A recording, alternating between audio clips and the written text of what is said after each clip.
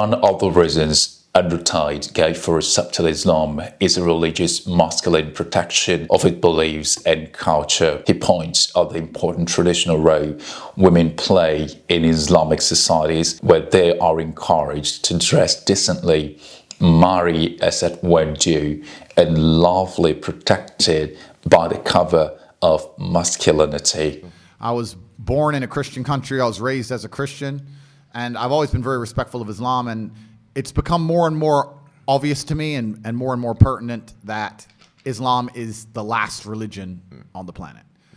When I talk about Islam, because I'm new to it, I'm a little bit careful, right? Because I'm new to it. I'm certainly not a scholar. There's so much I need to learn. I know I'm on a learning journey. I'm not here to sit here and talk scripture. I don't know those things yet. I'm here to learn. Yeah. But and we're here at your assistance. Thank you, bro. Thank you. Honestly. Thank you. Yeah. But it's just, for me, it feels like the last religion on earth. I feel like there's no other religion. People say to me, why did you convert? And I said, I don't really feel it as a conversion. It's almost like I knew God was real, and now I've become religious. And they say, well, you were religious before. I was like, religious before how? Christian? What does Christian mean? Like, who's not a Christian? You go to Christian nations, and everyone says they're a Christian. Look how they live their lives. Go into the average church. Is anyone actually fearful of God? Anybody?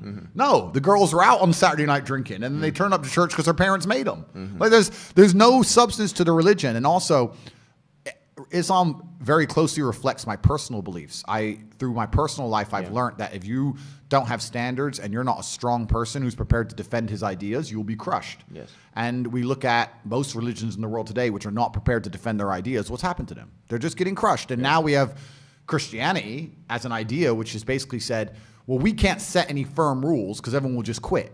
So instead, let's make it so easy to be a Christian that nobody has to put any effort in. He has had this opinion, especially during the time defining the Quran in some parts of the West became normal routine among anti-Islamic groups. I could remember he expressly condemned it and chided Christians for not standing up to what they believe. He maintained that not doing so signals that a religion doesn't maintain a definite boundary, which according to him erodes the moral weight of its teachings and practice. There have been cases where books or icons belonging to Christians were vandalized with little or no reaction from Christians themselves. Some Christians just hiss and claim that judgment belongs to God. This is because perception can be formed around the religion as too tolerant, giving people the temerity to denigrate it more. However, when Qurans are burned,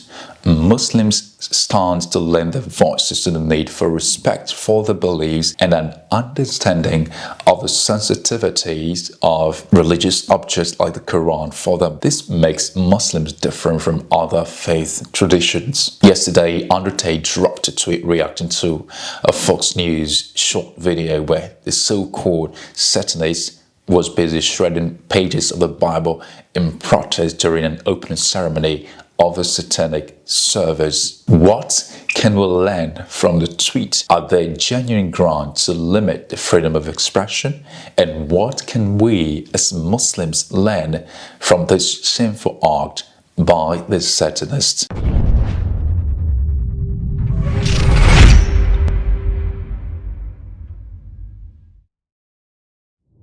Assalamu alaikum, brothers and sisters. Welcome to another episode of the Open-Minded Thinker Show. We are proud of your support. We encourage you to like, share, and subscribe to enable us reach more people. This is a tweet by Andrew Tate in response to a Fox News video showing a Satanist shredding pages of the Bible during a Satanic service. This has obviously sparked controversy and raised important questions about freedom of speech, religion, and respect for sacred texts.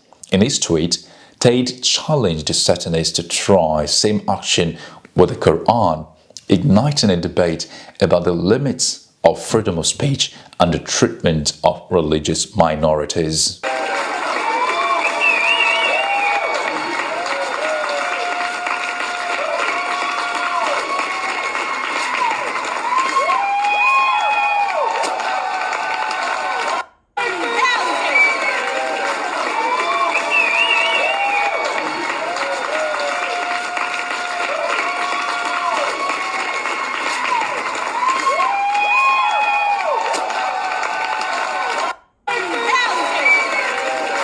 This video shows a group of Satanists performing a ritualistic ceremony with one member tearing pages of the Bible and tossing them to the floor. While the act of destroying a sacred text is offensive to many, some might claim that it is also a form of expression protected by the American First Amendment. Well, Tate does not agree with that.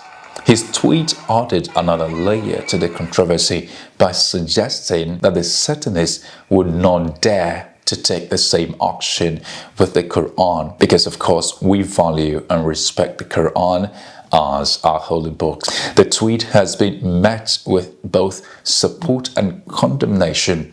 Some argue that Tate's challenge is a valid one, as it highlights a double standard often applied to different religions. Others, however, argue that the tweet shows that Islam is intolerant and belligerent. The hard truth is that I agree that in the United States, freedom of speech is protected by the First Amendment of the Constitution, which guarantees the right to expression or the right to express oneself without censorship or restraint. I understand as well that this right is not absolute, and there are certain types of speech that are not protected, such as hate speech, for crying out loud, and incitement to violence. While Tate's tweet does not necessarily fall under these categories, it does raise important questions about the responsibility that comes with exercising one's right to freedom of speech. Moreover, the tweet highlights the need for greater respect and understanding between different religions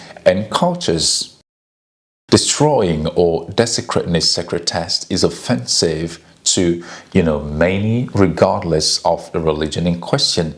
While it is important to protect freedom of expression, it is equally important to show respect for the beliefs and traditions of others.